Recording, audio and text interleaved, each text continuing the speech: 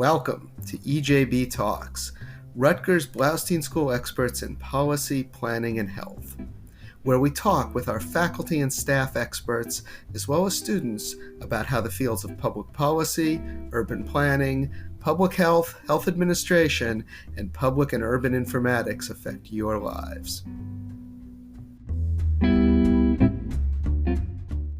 Welcome to EJB Talks. I'm Stuart Shapiro, the Associate Dean of Faculty at the Blaustein School, and the purpose of this podcast is to highlight the work of my colleagues and our alumni in the fields of policy, planning, and health, and everything they're doing to make the world, the country, and New Jersey a better place. Today, we are continuing our series of conversations with retiring or recently retired faculty. Professor Patrick Hill joins us today. He is currently in his last semester at the Blaustein School, where for more than a decade, he's taught ethics across our various programs. Patrick, welcome to the podcast. Thank you very much, Stuart. It's a pleasure to be here. You have a PhD in ethics and a background in philosophy. How in the world did you end up at the Blaustein School? Well, that's a good question, and sometimes I ask myself the same one. I think actually it was an accident. I was invited by Donna Schneider, this was some 11, 12 years ago, to sit in on a conversation with one of her PhD candidates, who was, as I recall, discussing or researching national healthcare systems. And they thought that I might be able to add some information with regard to the system in the UK. And I gather from that conversation, which I thoroughly enjoyed, I gather that I made some sort of impression on Donna. And subsequently, I was invited to start as a PTL. Apparently, the prof who was teaching that course in public health, law, and ethics was leaving, and so they needed a replacement. And just by sheer coincidence, there I was. So I think that's how I came to Blaustein. And with that, a faculty member was born. So how does what you teach, in general, it's been ethics courses, fit so well in virtually every program in the Blaustein School?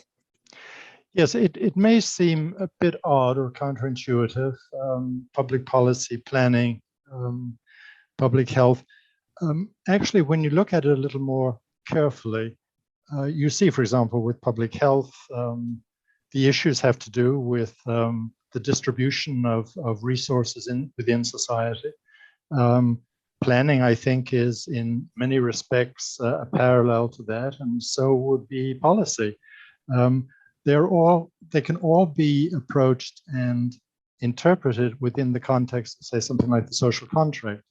And that's fundamentally, it's an ethical concept. It's sort of a mutual reciprocal relationship between citizen and society and mutual responsibilities.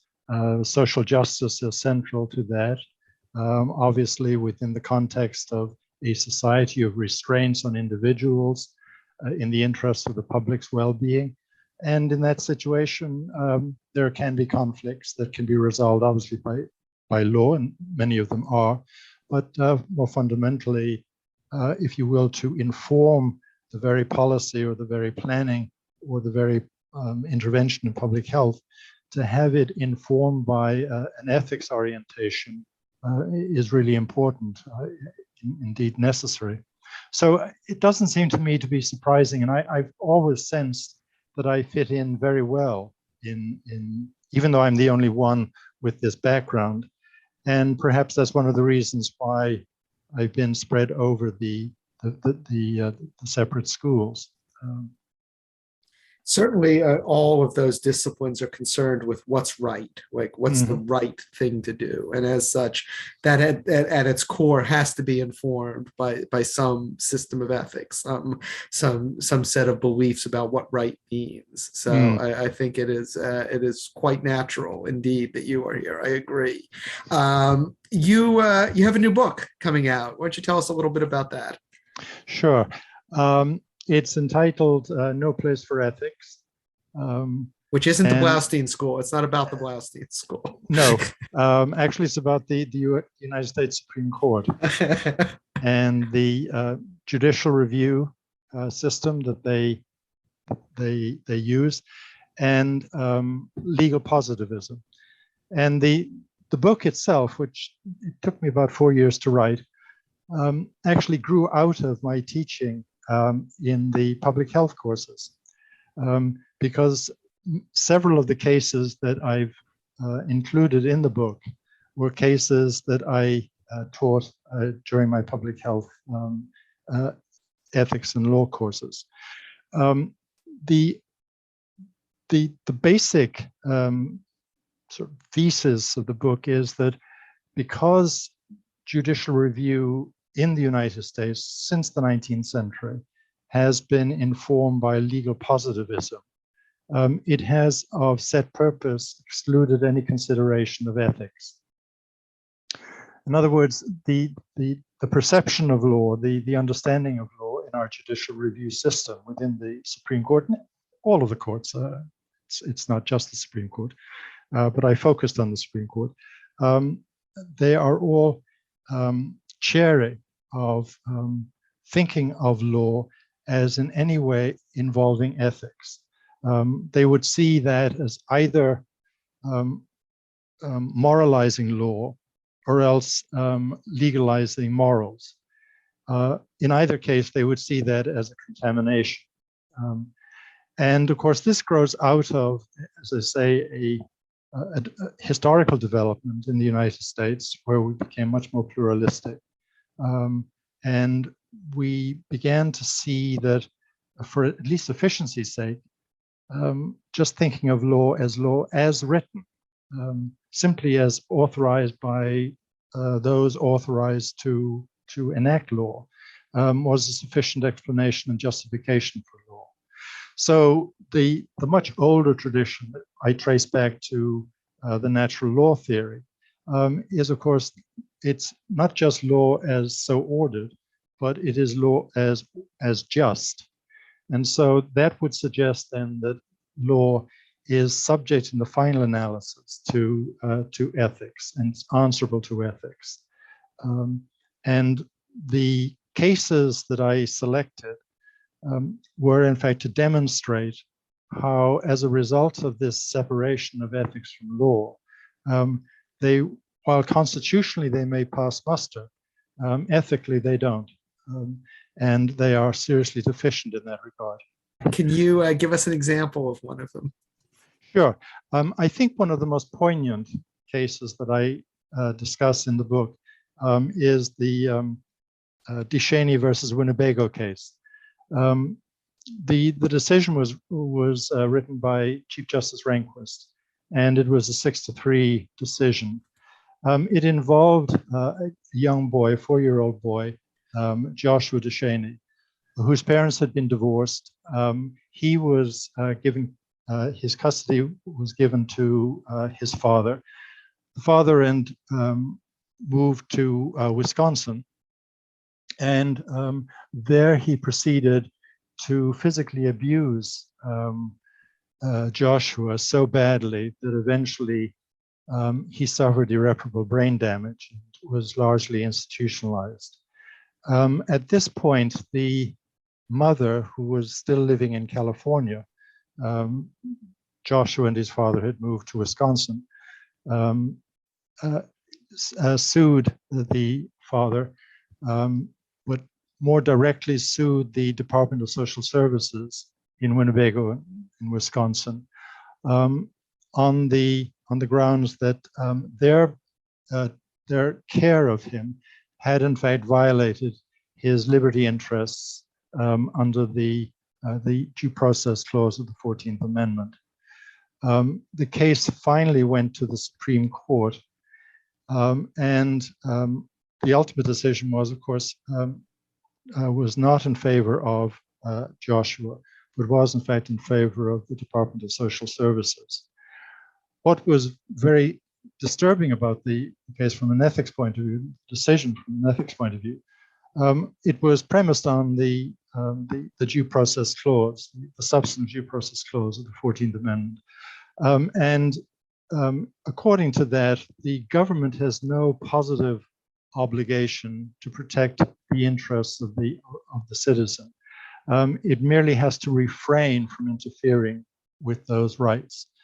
And so what Chief Justice Rehnquist did was he drew a very, very fine and, if you will, incommensurable division between action and inaction. His argument essentially was that, look, the Ann Kemeter, who was in fact the social worker for the Winnebago Department of Social Services and who tracked Joshua for over a year, drew up detailed notes of his treatment, did in fact at one point make a recommendation which was carried out and withdrew Joshua from the custody of his father, brought him to hospital to be inspected, examined, and so on. In other words, the department was intimately involved for over a year, observing the care that Joshua was receiving from the father. They even had an agreement with the father, which the father never carried out, which was that he should seek psychological help. And he was at that point living with a girlfriend, and apparently she was very much involved in the abuse, and they had asked him to remove her from the house. That was not done.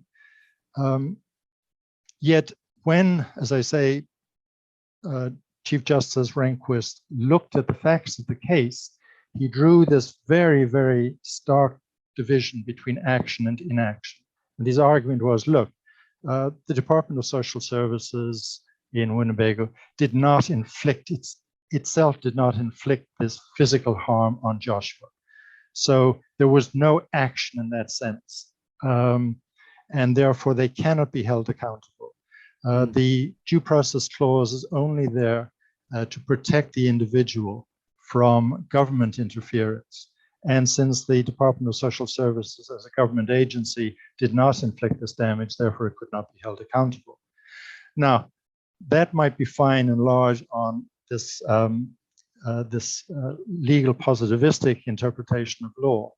But if you superimpose an ethics analysis on that, you would come to see that, for example, the intimate involvement, even though of the Department of Social Services, even though obviously they hadn't inflicted this physical damage, they behaved in such a way that they knew that it was going on. They did nothing.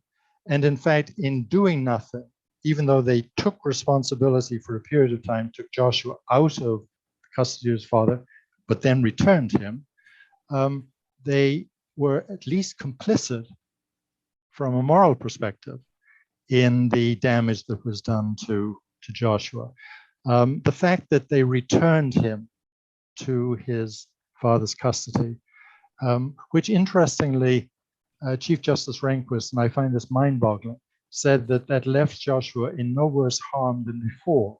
But in point of fact, it was this sort of tacit permission that was given to the father that encouraged him to continue to abuse Joshua. So this decision has, I mean, it's an appalling decision, it seems to me. It has been described as an abomination by a number of commentators, legal commentators even. But certainly it demonstrated how impoverished law can be in its implementation, if its interpretation, its application, if in fact we remove ethics considerations from it. Yeah, no, it's an excellent example. I didn't know about that case in particular. And it does strike me that there are now so many of us that observe the legal scene, and so many people that look at it and still do equate being legal with being just. And why do you think that is? I mean, you see students in the classroom, I'm sure, that have that sensibility. Where does that come from? Yeah, that's a very difficult question to answer, seems to me. I mean, I'm puzzled by it myself. Let me suggest a couple of considerations. I mean, I think one is that each of us, I think, naturally thinks of himself or herself as ethical. We don't like to think that we are prone to do things that are immoral or unethical. So there is that predisposition in each of us, I think, to think of ourselves ethically in positive terms. Now, the other thing, of course, is that law has functioned as a normative guide of our behavior. And so we are inclined to think that, well, if I'm being legal, then I'm not doing anything wrong, surely. And if I'm not doing anything wrong, then clearly I can possibly think that I'm doing right. And that, of course, is logically the mistake here. Because just because you think you're doing right doesn't necessarily mean to say that you are not doing something wrong, any more than you're not doing something wrong necessarily means to say that you're doing something right. Neither follows logically. But I think there is this persuasion, and in any civilized country where you have a well-established legal system, you do have principles like the due process clause. These are all, when you examine them closely, these are all rooted actually in ethical principles. Absolutely. I mean, due process is derived directly from the concept of the integrity of the human being, rights that they enjoy simply because they're human beings, and so on. So there is this under the surface, if you will, this sense of being ethical and, as it were, resorting to law, as it were, to be the confirmation of that. And I think that's where the mistake comes in. But that, I think, is why we're inclined to think of the one as implying the other. And it's also interesting, you know, when for example, politicians are hauled before the microphone and they've been caught, the one thing that they never say, I did nothing illegal. They always say, I did nothing wrong. Right. It's very interesting.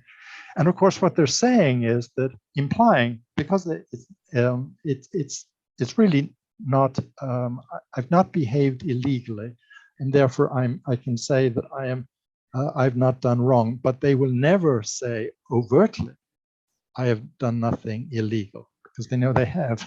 Yep, exactly. And I do wonder to some degree whether how much it's our cynicism with our political processes and our public choice processes that have sort of rolled up our faith in law as something that we have to hang our hat on and count on in order to get the quote right outcomes here. Yeah, it is a tantalizing question. It really is. Yeah. So what do you want your students to get out of your classes as you've taught over this past dozen years or so? Well, I think from my perspective as an ethicist, the thing that I always emphasize is the point that ethics is objective. In other words, it's a logical system of assessing human behavior. It grows out of going back all the way to the ancient Greeks and even earlier. It goes back to sort of a fundamental question that they asked, and that was, what is the good life? As a human being, what is it, or how is it that we ought to live our lives that is fulfilling, that is congruent with our nature, as obviously physical beings, but also as rational animals. And they've developed a whole series of principles which are objective and which are designed to guide our behavior. And so very often when I ask the question in class, well, what is ethics? What does it do? They'll say, well, it tells you the difference between right and wrong, which of course it does. I mean, that's its purpose. And then I say, well, so what is right? What is wrong? And they will give me answers that clearly indicate that as far as they're concerned, it's really up to you as an individual subjectively to determine what is right and what is wrong. And my point, of course, is that if that's the case, then we might as well get rid of ethics. It serves no purpose. And And I give them the sort of example that, if you're, say, in public policy and you're developing a policy, say, on healthcare, and you've got one person in the team recommending this, another recommending that, and a third recommending something else. So you're trying to say, well, what is the best policy by way of providing healthcare for the citizenry? It fundamentally is an ethical question because it's about social justice and the distribution of medical resources within society. But if you have one person subjectively thinking this and another person subjectively thinking that, you are essentially like a deer in headlights. There's no way that you can reconcile these differences unless you have a way of coming back to certain fundamental principles, which provide you with an objective criterion, and which, if you will, enable you to become disinterested in the outcome. And this means that an ethics decision is different from a prudential decision, because a prudential decision is usually one that is in self-interest. But an ethics decision is one that is universally applicable, is universally good or beneficial. It transcends various differences, whether in education or wealth or whatever, and is able to address the issue, but from this universal perspective. And that's that level of disinterestedness. Now, one of the examples that I use in the course is the famous case of Socrates and his trial and his sentence to death by self-infliction by drinking hemlock. And it's the famous dialogue, the Crito. And while Socrates, he's been condemned, he's sitting in prison waiting for the day to arrive when he's going to be given the hemlock to drink. And his friend Crito comes to him and says, Socrates, this is ridiculous. This is an unjust trial. This is a horrible decision. You do not deserve this. You need to escape. And so Socrates is then confronted with this dilemma. Should I or should I not escape? And essentially, he goes through a very detailed examination of either decision and arrives eventually at the decision that no, he ought not to do that. Why? Because he would betray his commitments to the city of Athens. And so the ethics, the principles that he resorted to, such as one ought to keep one's promises, that is, one ought to be faithful to one's commitments to society, to Athens, which provided him with so much good, so much benefit, and so on. One should do no harm if he escapes. The example of his escaping and, if you will, thumbing his nose at the authorities of Athens would be a very bad example. And so, from a completely disinterested perspective, even though it means his death, he decides that this is what he ought to do. And it's therein, that word ought, that lies the power of ethics, which is, of course, an internal power. There are no ethics police. It's not like law where you can enforce it from the outside. Ethics always comes from within.